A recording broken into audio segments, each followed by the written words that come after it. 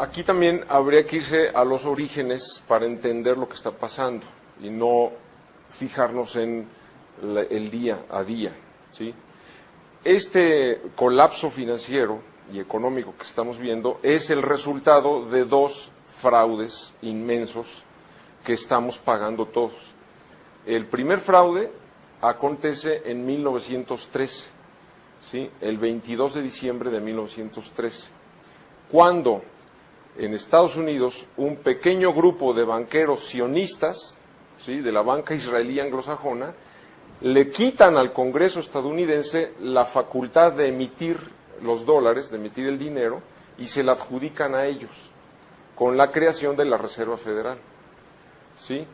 Y tan fraudulenta fue que esperaron a las Navidades, cuando el Congreso ya había suspendido sus sesiones, y dejaron que los congresistas que se oponían al acta de la Reserva Federal se fueran ya a partir el pavo a su casa, y se quedaran en Washington solamente los que estaban a favor, y con ellos, ¿sí?, en un día lo aprobó la Cámara Baja, y esa misma noche la pasaron al Senado y la aprobó. Todavía cuando se la presentaron al presidente Wilson para que la firmara y la publicara, dijo, pero ¿cómo? Si el Congreso está en receso, o sea, jamás se ha dado que se apruebe una ley estando el Congreso en receso. Y entonces llamaron a el banquero sionista, nuevamente, que había sido el mayor financiero de su campaña, se presentó en su oficina y le dijo, tú firmas esto. Y se dice que Wilson se fue a la tumba pocos años después con el gran pesar, incluso declarado públicamente, que lo que él firmó era el más grave perjuicio para el pueblo estadounidense, porque a partir de entonces la emisión del dinero se le quitó al Congreso y al Estado y se le dio a un pequeñito grupo privado que tiene la facultad de emitir irresponsablemente todo el billete que quiere y además pedirle intereses al gobierno de Estados Unidos por el dinero que le suministra y cargárselo al pueblo por los impuestos. El segundo gran fraude sucede el 15 de mayo de 1971. ¿Por qué? Porque cuando después de la Segunda Guerra Mundial se firman los acuerdos de Bretton Woods en 44 y entonces Estados Unidos, como vencedores de la guerra, le imponen al mundo su moneda como reserva, como moneda de reserva, ¿sí? Y entonces, a partir de entonces, para facilitar el comercio internacional, todos los países habrían de tener en sus bancos centrales dólares que a su vez respaldaran la divisa local.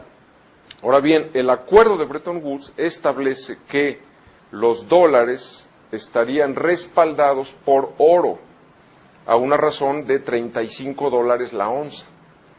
Entonces, cualquier país, en cualquier momento, podía a Estados Unidos devolverle sus papelitos verdes, ¿sí?, y por cada 35 de esos papelitos decirle, dame una onza de oro. Y así funcionó de 44 a 71. Ese era realmente un sistema internacional con la limitante que daba el oro, y era un sistema sano. Ahora bien, ¿qué sucede? Que a finales de los 60 los Estados Unidos empiezan a emitir mucho más dinero, dólares, de los que tiene realmente soportados en oro, ¿sí?, para financiar sus gastos bélicos, y entonces el mundo empezó a extraer el oro. Pensemos que cuando termina Bretton Woods, Estados Unidos tiene cerca de 20,000 toneladas de oro. Para el final de los 60 tiene solamente 8,000 toneladas. Tenemos una economía ficción.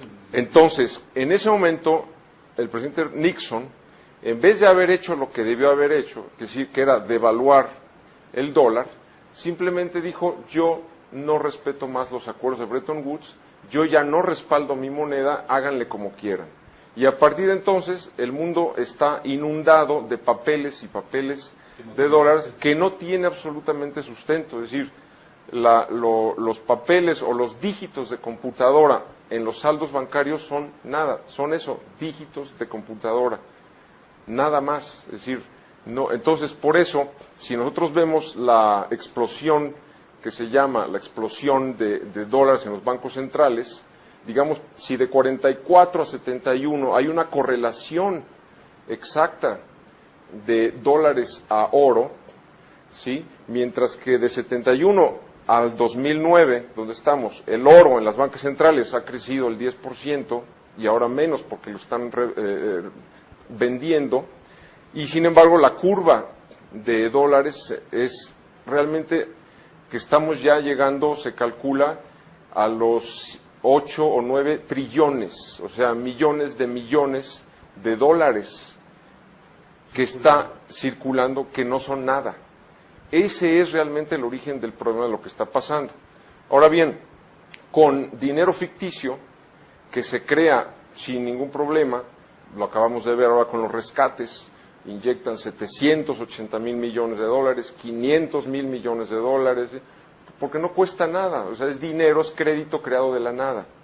Entonces, en ese sistema de banca fraccional que se llama, tú puedes hacer lo que quieras, puedes piramidar la deuda, puedes hacer derivados, puedes hacer cantidad de sofisticaciones financieras, con el agravante de que hasta 71, digamos que el 70% de la economía era economía productiva y solo el 30% eran circuitos financieros, y hoy día es a lo contrario. Hoy día el 70% de los circuitos financieros es pura especulación y el 30% es economía que se va muriendo precisamente por todo este fraude. Estamos en este momento, digamos, en la segunda fase de la crisis. La primera fue la crisis de los créditos chatarra, los subprimes.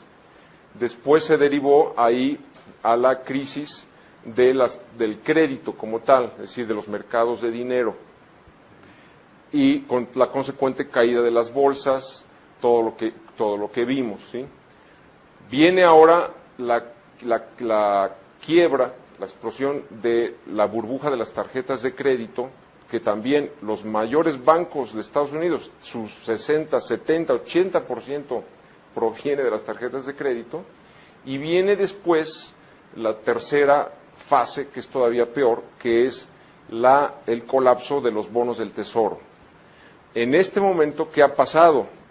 Que cuando se vino toda esta volatilidad en los mercados, pues los capitales corrieron a los bonos del Tesoro, por un lado, a asegurarse, ¿sí? Y por otro lado, porque muchas de las deudas se estaban desapalancando, eran en dólares, las deudas internacionales. Entonces el dólar subió un poco, pero ¿qué sucedió? Que se infló tanto ahora esa burbuja de los bonos del Tesoro, que ahora ya nadie la quiere. Y se dio ya a finales del 2008, por ejemplo, que el bono del Tesoro emite bonos con 2% negativo, cosa que nunca se había dado. Es decir, ¿qué quiere decir? Y la gente los está comprando. Quiere decir, prefiero que el gobierno de Estados Unidos me garantice que solo voy a perder, ya no ganar, solo perder el 2%, a meterme a la bolsa y perder el 30, 40, 50% como ha sucedido. Ahora bien, eso ha hecho que el déficit de los Estados Unidos crezca de una manera pavorosa. Solamente para el presupuesto actual, que va de septiembre de 2008 a septiembre de 2009, se presupuestaron 2 trillones de dólares de déficit. Entonces, cuando venga el colapso de los bonos del Tesoro, de esta burbuja, vendrá lo que sigue después. Es decir, que los acreedores internacionales le van a, sobre todo India, China, Japón, le van a decir a Estados Unidos, yo ya no te suscribo tu deuda.